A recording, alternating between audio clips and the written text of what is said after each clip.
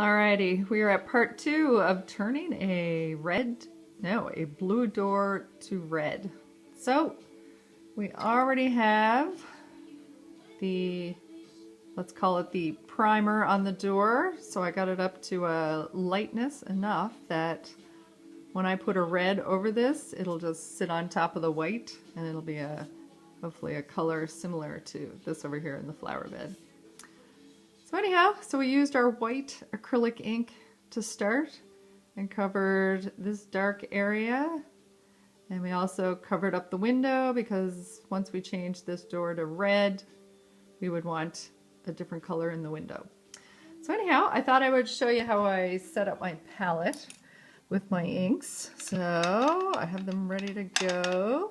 Now normally I do put them in this order. So here we go. So, drop of white, and we need such little amount of paint that, I mean really, this is my black. So I just use little drops of them. Then we've got sepia. Oh, well, my sepia is dried up. You'd think I would just not use it, but sepia is such a good depth of a color that if you just put a dab of it in any color, it just, I don't know, warms it up, chills it out a bit. I rarely use my inks in their pure form. I usually mix them with something. I'm not sure what that's all about. Oh. Now I love this one. This is my, what's it called? Indian yellow ink. Looks like I'm almost out of this one too. There we go. That's enough yellow now to sink a ship. Here's my lemon yellow.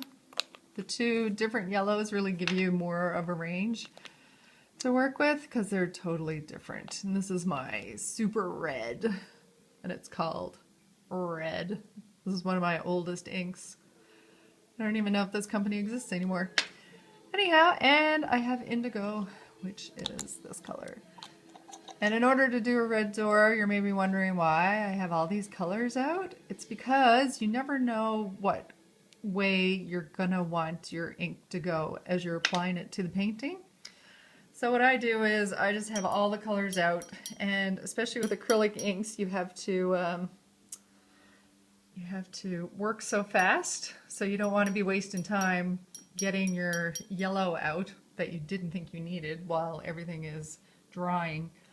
All right, so we're gonna do a red. I kind of have a red in my mind that I know I want, and it's like a bit of an orangey, just towards the orangey side. So I'm just gonna bump up my red. I'm gonna add a bit of white, just a little bit, because white can really change it.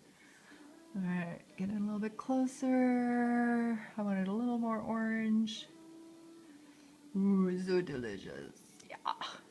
Maybe just make it a little more creamy. Ooh, that's nice. Yeah, I'm going with this one. Thing is, you have to keep in mind that acrylic inks, like most paints, dry darker than when you're mixing them wet. So I guess with all my years of painting, I now know how to adjust accordingly to get the color I want. All right, so now we come back to our door, and ooh, my gosh, that's delicious. So if I hadn't put this primer on and tried to put this red over the blue that I had already painted here, I would have been fighting a losing battle, because you can't come back from a dark color. It will kill your top color. So I neutralized the blue door with using my white acrylic ink, just like a whiteout. Oh, I'm so happy. I'm so truthful to the way things really are when I paint houses and stuff. I like staying true to what they really have. So, oh, it's so nice. All right, then I come back here. Now that I can see the red door, I can picture what color I want my window to be, which is, so let me take a little bit of my blue. Oh yeah, that's nice. What do I want with that? Just a little bit of white, little bit of white.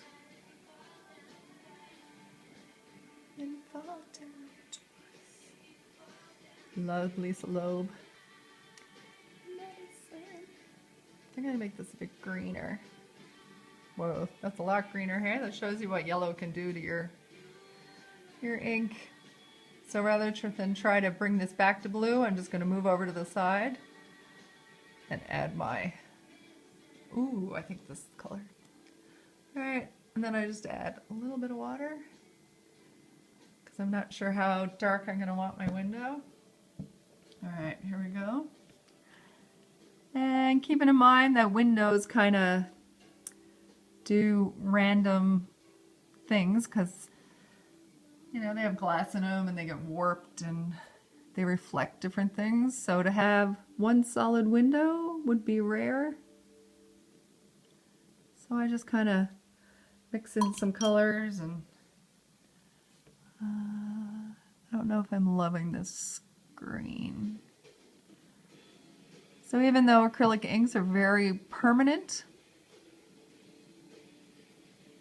if you just keep them wet, you can keep them moving around.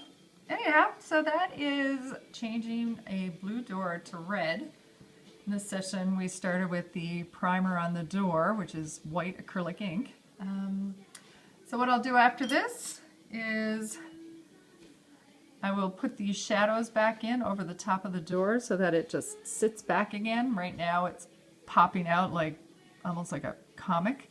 So that will, the shadows will sink it back in and make it look like it's part of the house like the rest of it. Anyhow, you will see that in the original painting that I will release shortly. I just want to make sure I have everything done to my specifications. So stay tuned. Bye-bye.